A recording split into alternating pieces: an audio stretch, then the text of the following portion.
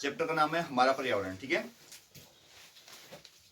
आज पढ़ेंगे ओजोन परत तथा यह कैसे अवक्षेपित हो रही है। ठीक है, ओजोन का फॉर्मूला होता है O3। ओजोन का फॉर्मूला क्या होता है? O3। कैपिटल में O होगा, यहाँ 3 लिखूं, यह ओजोन।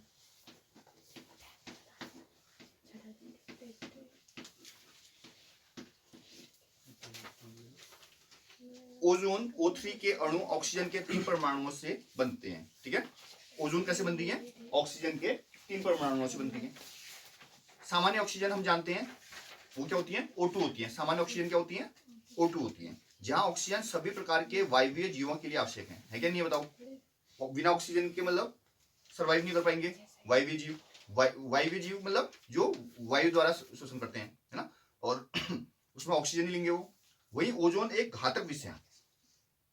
जैसे O2 की बात करें हम, तो O2 क्या है? सब वायवीय जीवों के लिए आवश्यक है, परंतु जो O3 है वो क्या है? एक घातक विष है। विष मतलब जहर। ठीक है, परंतु वायुमंडल के ऊपरी सतह में ओजोन एक आवश्यक प्रक्रिया संपादित करती है। यह सूर्य से आने वाली पराबैंगनी विकिरण से पृथ्वी को सुरक्षा प्रदान करती है। क्या काम है ओजोन का? ओजोन का काम है जो सूर्य से आएंगे पराबैंगनी विकिरण, ठीक है, बहुत ही घातक विकिरण होती है, अल्ट्रावायलेट रेज बोलते हैं इन्हें, पृथ्वी को सुरक्षित करती है, पृथ्वी में रहने वाले जीवों को सुरक्षा प्रदान करती है। ठीक है, अगर पराबैंगनी किरणें पृथ्वी में पहुंचेंगी तो वहां पर जो भी, जैसे हम इंसान हो गए, जानवर हो गए, उनको ना अनेक प्रकार की बीमारियां होंगी, हो सकता है कैंसर भी हो जाए, समझ लो, इस टाइप की होंगी, तो बहुत घातक है। तो जो पराबैंगनी विकिरण है उससे सुरक्षा प्रदान करेगी ओजोन की लेयर, ओजोन की परत। यह पराबैंगनी विकिरण जीवों के लिए अत्यंत हानिकारक है। समझ में आया? जीव जंतुओं के लिए पराबैंगनी विकिरण क्या है? हानिकारक है। उदाहरण तो यह गैस मानव में त्वचा का कैंसर उत्पन्न करती है। ठीक है, यह गैस मानव की त्वचा में क्या करेगी? कैंसर उत्पन्न करेगी। वायुमंडल के उच्चतर स्तर पर पराबैंगनी विकिरण के प्रभाव से ऑक्सीजन अणुओं से ओजोन बनती है। ठीक है, ओजोन कैसे बनती है? वायुमंडल के उच्चतर स्तर पर, है ना, वायुमंडल के उच्चतर स्तर पर पराबैंगनी विकिरण के प्रभाव से, पराबैंगनी विकिरण का अल्ट्रावायलेट रेज का इफेक्ट होता है। उससे क्या हो जाता है? ऑक्सीजन जो होती है O2 वाली, है ना, O2 से ओजोन बनेगी, O3 बन जाएगी, ऐसा बोलते हैं। तो कैसे बनेगी मैं बताता हूँ अभी। उच्च ऊर्जा वाले पराबैंगनी विकिरण ऑक्सीजन अणुओं को विघटित कर स्वतंत्र ऑक्सीजन परमाणु बनाते हैं। ठीक है, तो उच्च ऊर्जा वाले पराबैंगनी विकिरण, ठीक है, जो बहुत ज्यादा एनर्जी होगी, वो उन पराबैंगनी विकिरण से क्या होगा? ऑक्सीजन अणुओं को विघटित करके, मतलब O2 से क्या होगा? देखो O2 है, ये ऑक्सीजन है जो हम वायु में श्वसन क्रिया में लेते हैं, इसमें होगी अल्ट्रावायलेट रेज, मतलब पराबैंगनी किरण है।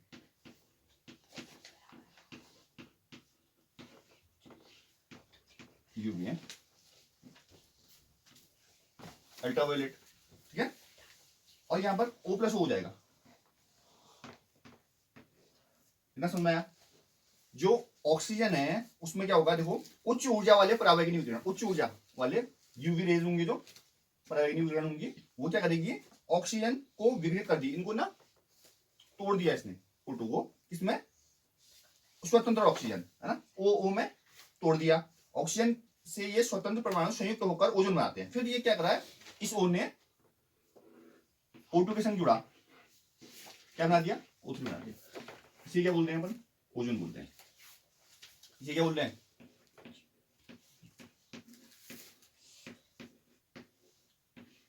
समझ में आया? तो दोबारा समझा रहा हूं, ध्यान देना। देखो, O2 उच्च ऊर्जा वाले, है ना, हाई एनर्जी वाले यूवी रेज, मतलब पराबैंगनी किरणों के साथ, है ना, क्या कर रहे हैं? O2 को विघटित कर रहे हैं, तोड़ दे रहे हैं O और O में। फिर जो O, ये स्वतंत्र हो गया, है ना, इंडिपेंडेंट ऑक्सीजन है ये। O वायु में अवस्थित O2 के साथ में, वायु में O2 के रूप में ऑक्सीजन होती है, क्लियर है? जुड़ के O3 बना रहे हैं। इसे O3 को क्या बोलेंगे अपन? ओजोन बोल रहे हैं, है ना। वायुमंडल के उच्चतर स्तर पर पराबैंगनी विकिरण के प्रभाव से ऑक्सीजन O2 अणुओं से ओजोन बनती है। उच्च ऊर्जा वाले पराबैंगनी विकिरण ऑक्सीजन अणुओं को विघटित कर स्वतंत्र ऑक्सीजन परमाणु बना रहे हैं। ठीक है, ऑक्सीजन के ये स्वतंत्र परमाणु संयुक्त होकर ओजोन बना रहे हैं। ये समीकरण में आप देख सकते हैं चीजें, है ना। 1980 से वायुमंडल में ओजोन की मात्रा में तीव्रता से गिरावट आ रही है। ठीक है, कब से? 1980 से वायुमंडल में ओजोन की मात्रा में तीव्रता से क्या आ रही है? गिरावट आ रही है। क्लोरोफ्लोरोकार्बन, तो ये बहुत इंपॉर्टेंट है, CFC, CFC क्या बोलते हैं इसको? Chloro carbon. ठीक है, क्लोरोफ्लोरोकार्बन CFC पूछेगा, CFC का फुल फॉर्म पूछेगा तो क्लोरोफ्लोरोकार्बन बहुत ही घातक है ना। क्लोरोफ्लोरोकार्बन जैसे मानव संश्लेषित रसायनों को इसका मुख्य कारक माना जाता है। ठीक है, क्यों हो रहा है ऐसा? ओजोन का क्षय क्यों हो रहा है? CFC की वजह से हो रहा है, क्लोरोफ्लोरोकार्बन की वजह से हो रहा है ओजोन का क्षय। ठीक है, इसका उपयोग रेफ्रिजरेटर एवं अग्निशमक के लिए किया जाता है। ठीक है, कहां करता है? रेफ्रिजरेटर, रेफ्रिजरेटर बोले तो शीतलक, शीतलक बोले तो फ्रिज। ठीक है, उसमें होगा। और अग्निशमन, अग्निशमन बोले तो कभी कहीं आग लग जाएगी तो आग को बुझाने के लिए। ठीक है, अग्निशमन फायर ब्रिगेड बोलते हैं ना, के लिए किया जाता है। 1987 में संयुक्त राष्ट्र पर्यावरण कार्यक्रम, बहुत इंपोर्टेंट लाइन आ चुकी है भाई, पूछ सकता है एग्जाम में। UNEP इसका पूरा नाम पूछता है तो क्या है? United Nation environmental program. Clear है? क्या बोलेंगे? यूनाइटेड नेशन एनवायरमेंटल प्रोग्राम या संयुक्त राष्ट्र पर्यावरण कार्यक्रम। ठीक है, संयुक्त राष्ट्र, नोट करने से, संयुक्त राष्ट्र पर्यावरण कार्यक्रम।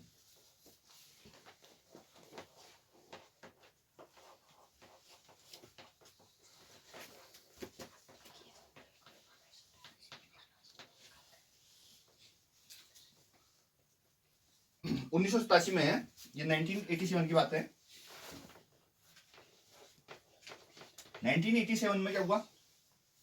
संयुक्त राष्ट्र पर्यावरण कार्यक्रम UNEP में सर्वनुमति बनी कि CFC के उत्पादन को 1986 के स्तर पर ही सीमित रखा जाए। ठीक है, 1987 में एक बैठक हुई है ना, उसमें क्या हुआ कि सर्वनुमति मतलब सबने मतलब अनुमति दी, सबने परमिशन दी कि जो CFC का लेवल है ना, CFC क्या होता है? देखो दिन प्रतिदिन क्या हो रहा है, घरों में फ्रिज यूज ज्यादा हो रहे हैं, हो रहे नहीं हो रहे? हर फैमिली में फ्रिज आ जा रहे हैं, अग्निशमन भी हो रहा है, तो इससे क्लोरोफ्लोरोकार्बन की तादाद बढ़ रही है। ठीक है, अब वो 1986-87 की बात है, अब तो 2023 आ गया, तो उस टाइम से अब तो मतलब और भी ज्यादा बढ़ चुका है। तो उन्होंने क्या बोला कि ये जो CFC का उत्सर्जन जो हो रहा है, CFC जो हम ये फ्रिज वगैरह यूज करके जो ज्यादा मात्रा में हो रही है, इसको हम क्या करेंगे 1986 के स्तर तक ही रहने देंगे। उस टाइम जितना उत्सर्जन हो रहा है वहीं तक करेंगे, बढ़ाएंगे नहीं इसका स्तर। क्लियर है? तो यह समिति बनी। ठीक है, अब यह अनिवार्य है कि दुनिया भर की सभी विनिर्माण कंपनी CFC रहित रेफ्रिजरेटर बनाए। ठीक है, इसके लिए उन्होंने क्या स्टेप लिए कि जो भी फ्रिज बनेंगे, रेफ्रिजरेटर बनेंगे, उनमें CFC नहीं रहेगी। क्लियर है? वो CFC गैस उत्सर्जित नहीं करेंगे। समझ आया? तो ऐसे अब जो फ्रिज है वो विदाउट CFC वाले आते हैं। ठीक है, तो ये बहुत इंपोर्टेंट है, एक बार थोड़ा सा और समझाता हूँ इस चीज को। देखो बहुत इंपोर्टेंट टॉपिक है। देखो ओजोन क्या है? ओजोन एक लेयर होती है ना, हमारे वायुमंडल पे एक परत होती है इसकी लेयर। ठीक है, वो क्या हो रहा है ना, अंटार्कटिका के ऊपर हो रखा है, छेद हो गया है। ठीक है, बहुत ज्यादा मात्रा में मतलब एक हो गया है, वहां से क्या होता है डायरेक्टली मतलब सूर्य की जो अल्ट्रावायलेट रेज होती है वो डायरेक्टली हमारे अर्थ में आ जाती है। क्लियर है? उससे क्या हो रहा है, जो भी अर्थ में मतलब जो भी जीव है वो कहते हैं उनको बड़ी प्रॉब्लम्स क्रिएट हो रही है, मतलब कैंसर वगैरह हो रहा है। ठीक है, तो अब क्या हुआ कि जब से इन्होंने एक्शन लिया 1986 से, उनका ये उस टाइम मानना यह था कि अगर ऐसा ही चलता रहा है ना, इसी प्रकार CFC मतलब उत्सर्जित होती रही तो क्या होगा, धीरे धीरे क्या होगा, ये जो होल है ऊपर से अंटार्कटिका के ऊपर जो बना हुआ है वो पूरा पूरा बड़ा हो जाएगा, और है ना, और पूरा मतलब पूरे मतलब हर कंट्री में पहुंच जाएगा। इससे क्या होगा, पूरा वर्ल्ड मतलब इफेक्ट में आ जाएगा इसकी। ठीक है, तो उन्होंने क्या किया, स्टेप लिए उन्होंने कि भाई ये जो CFC है इसको कम किया जाए पहले तो। ठीक है, कम करने के लिए उन्होंने क्या स्टेप लिए, उन्होंने किया कि जो देखा कि कहाँ से आ रही है ये CFC उन्होंने देखा कि यार रेफ्रिजरेटर में यूज हो रही है। ठीक है, तो उन्होंने बोला रेफ्रिजरेटर में भाई इसका अल्टरनेटिव कोई सोर्स निकालो। ठीक है, अल्टरनेटिव निकाला उन्होंने, और अब जो भी फ्रिज वगैरह आ रहे हैं उनमें CFC यूज नहीं हो रही है। क्लियर है? अग्निशमन में भी यही किया उन्होंने। ठीक है, और संशोधन हो चुका है अब, मतलब जो नया मतलब डेटा आया है उसके अकॉर्डिंग जो अंटार्कटिका के ऊपर जो बड़ा सा होल हो रखा था, छेद हो रखा था, वो धीरे धीरे क्या हो रहा है, कम हो रहा है। ठीक है, तो मतलब उसकी पूर्ति हो रही है, मतलब प्लस पॉइंट है। अब देखो हमारे द्वारा खाए गए भोजन का पाचन विभिन्न एंजाइम द्वारा किया जाता है। ठीक है, हम जो खाना खाते हैं वो एंजाइम द्वारा क्या होता है, पचता है। क्लियर है? एंजाइम अपनी क्रिया में विशिष्ट होते हैं। किसी विशेष प्रकार के पदार्थ के पाचन अपघटन के लिए विशिष्ट एंजाइम की आवश्यकता होती है। ठीक है, अलग अलग प्रकारों के पाचन के लिए अलग अलग एंजाइम की जरूरत पड़ती है। ठीक है, हर टाइप के अलग अलग खाने को पचाने के लिए अलग अलग एंजाइमों की जरूरत पड़ती है। इसलिए कोयला खाने से हमें ऊर्जा प्राप्त नहीं होती। ठीक है, हम कोयला खाएंगे तो हमको कोई ऊर्जा प्राप्त नहीं होगी। इसी कारण बहुत से मानव निर्मित पदार्थ जैसे कि प्लास्टिक का अपघटन जीवाणु अथवा दूसरे मृत जीवी द्वारा नहीं हो सकता। ठीक है, इसी प्रकार जो प्लास्टिक होता है ना, प्लास्टिक का वो डाइजेस्ट नहीं हो पाता। ठीक है, प्लास्टिक मतलब कोई भी जीवाणु या मृत जीवी उसका यूज नहीं करते। इस पदार्थों पर भौतिक प्रक्रम जैसे कि ऊष्मा तथा दाब का प्रभाव होता है। ठीक है, ऊष्मा या दाब, प्रेशर और टेम्परेचर का इफेक्ट होता है इनके ऊपर, प्लास्टिक वगैरह के ऊपर। परंतु सामान्य अवस्था में लंबे समय तक पर्यावरण बने रहते हैं। ठीक है, आप जानते हो प्लास्टिक को अगर एक बार जमीन में रख दोगे तो सैकड़ों वर्ष तक मतलब वो उसी स्टेज में रहता है। ठीक है, वो मतलब आपका मतलब मिट्टी नहीं बनता है। ठीक है, उसका अपघटन नहीं होता है।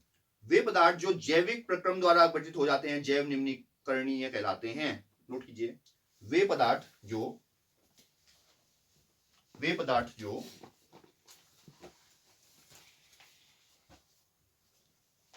जैव प्रक्रम द्वारा अपघटित हो जाते हैं। ठीक है,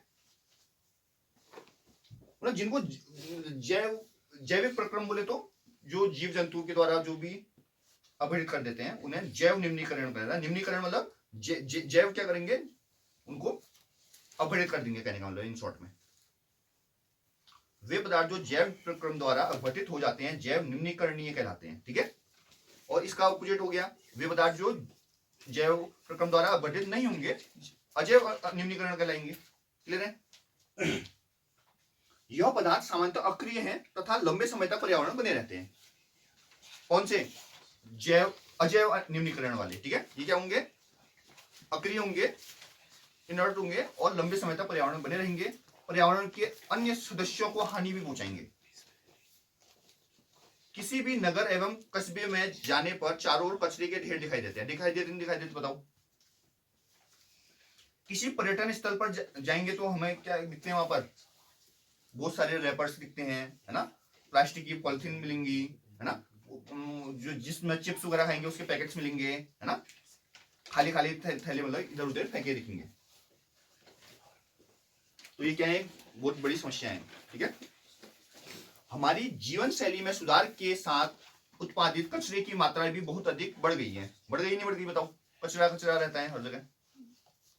हमारी अभिवृत्ति में परिवर्तन भी एक महत्वपूर्ण भूमिका निर्वाह करता है। हम प्रयोज्य, है ना, वस्तुओं का प्रयोग करने लगे हैं। पैकेजिंग के तरीकों में बदलाव से अजैव निम्नीकरण वस्तुओं के कचरे में पर्याप्त वृद्धि हुई है। ठीक है, पैकेजिंग के तरीके मतलब बढ़ गए हैं बहुत।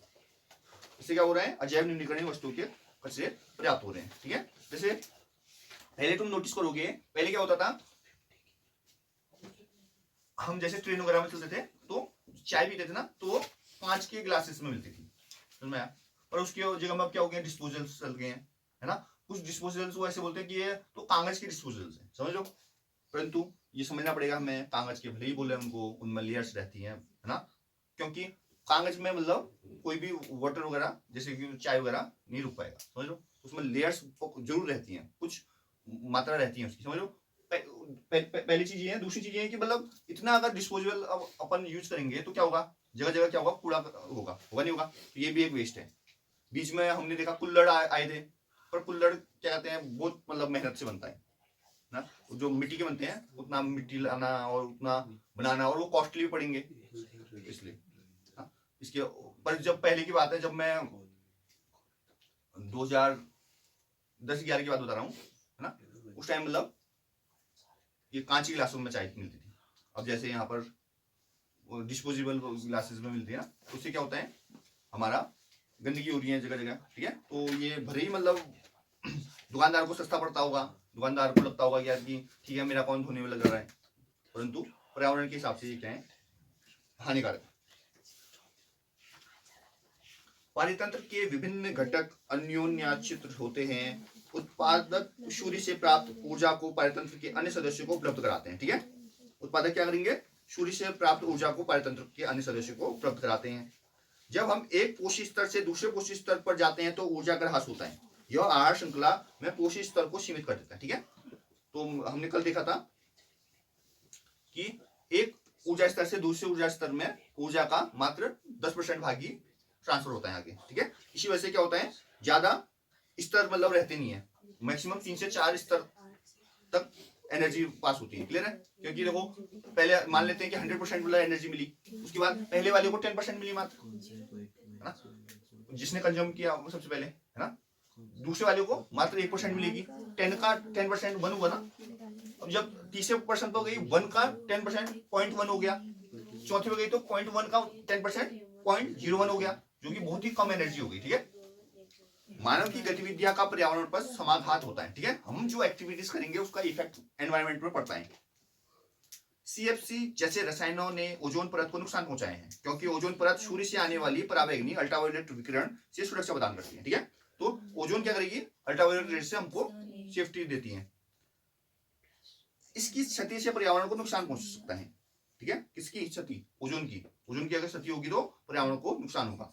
हमारे द्वारा उत्पादित कचरा जैव निम्नीकरणीय अथवा अजैव निम्नीकरणीय हो सकता है। हमारे द्वारा उत्पादित कचरे का निपटारा एक गंभीर पर्यावरणीय समस्या है। ठीक है, हम जो कचरा पैदा करते हैं उसका निपटारा नहीं करेंगे तो ये बहुत ही बड़ी समस्या है। समझो, सोचो एक प्लास्टिक की पन्नी है, ठीक है, इतना डेंजरस है वो, तुम अगर जमीन में डाल दोगे ना, जमीन में रख दोगे तो वर्षों तक मतलब अपघटित नहीं होती है। ठीक है, उसकी मिट्टी नहीं बनेगी, वो ऐसी की वैसी रहती है। ठीक है, उससे नुकसान क्या होता है, पहले नुकसान ये है कि जहां पर उसको रखोगे उस पन्नी को प्लास्टिक की, वहां पर कोई पेड़ उगा के देख लो, पेड़ नहीं उगेगा। ठीक है, क्यों, कारण ये है कि देखो उसके ऊपर भी मिट्टी रख दोगे तुम तो क्या होगा, उसके नीचे मतलब पेड़ क्या करते हैं अपनी जड़ों से मतलब नीचे से पानी लेंगे। ठीक है, तो प्लास्टिक के ऊपर से प्लास्टिक जाने नहीं देगा नीचे, जड़ा प्लास्टिक मतलब नीचे से पानी ऊपर आने नहीं देगा।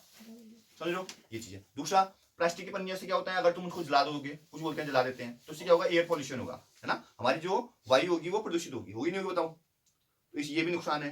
तीसरा, कई लोग क्या करते हैं, प्लास्टिक की पन्नियों में क्या कहते हैं, खाना वगैरह रख के फेंक देते हैं, फिर क्या होता है, गाय वगैरह खा लेती है उनको, वो प्लास्टिक की पन्नी के सहित खा लेती है। तो इससे क्या होता है, उनके पेट में मतलब कितनी गाय मर चुकी है ऐसे उनके पेट में ना, वो क्योंकि वो अपघटित नहीं होंगी, पचेंगी नहीं, प्लास्टिक थोड़ा पचा पाएगा, प्लास्टिक नहीं पचा पाएगा तो क्या होगा, वो पेट में ही रह जाता है, पेट में लग जाता है तो वहां पर क्या हो जाता है, चोक हो जाता है, चोक हो जाता है मतलब जाम जैसा हो जाता है। ठीक है, जाम हो जाता है तो उसका पेट फूलते रहता है और वो मर जाती है गाय। समझो, ये भी प्रॉब्लम है, कितनों का ऑपरेशन करके निकालना पड़ता है। तो ये है, हम इसी प्रकार मतलब जैसे कि हम चिप्स के पैकेट्स खाते हैं, ठीक है, सबके सब हम क्या करते हैं, ऐसे फेंक देते हैं, तो क्या होता है, चिप्स के पैकेट हो जाते हैं। तो इसका उपाय क्या है, इसका उपाय ये है कि हम जो भी ऐसे चीजें हैं जो रिसाइकलेबल है, ठीक है, उनको क्या करना चाहिए, हमको अलग डस्टबिन में रखना चाहिए, और उसे क्या करना चाहिए, लास्ट में कभी भी जब तुम्हारा ज्यादा हो जाए तो उसे रिसाइकिल के लिए दे देना चाहिए आगे। समझ में आया, ना कि ऐसी मतलब फेंक दिया, ऐसी जला दिया। समझ लो, ये बहुत बढ़िया ऑप्शन है कि हम क्या करें, उसके रिसाइकिल कर रहे हैं, रिसाइकिल कर सकते हैं, बोला ना उसने, टेम्परेचर और प्रेशर से आप इसको यूज कर सकते हो दोबारा, प्लास्टिक को टेम्परेचर और प्रेशर, ताप और दाब से हम क्या कर सकते हैं, इसका प्रयोग कर सकते हैं। परंतु अगर हम सोचेंगे कि इसके जीव जंतु के द्वारा ये अपघटित हो जाएगी तो ये पॉसिबल नहीं है। ठीक है, क्या होगा, प्लास्टिक की पन्नी है, प्लास्टिक की बोतल है, उसको मतलब रिसाइकिल होगा तो क्या होगा, दूसरे प्लास्टिक की चीजें बन सकती हैं उससे मिला के, जैसे लोहार बना देता है, तो इससे मतलब कुछ भी जो तुमने बोला, कान के कुंडल बनाने हैं लोहे के, बोला तुमने, तो बना देता है ना, वैसे ही प्लास्टिक के, है ना, प्लास्टिक का हार बनवा लेना।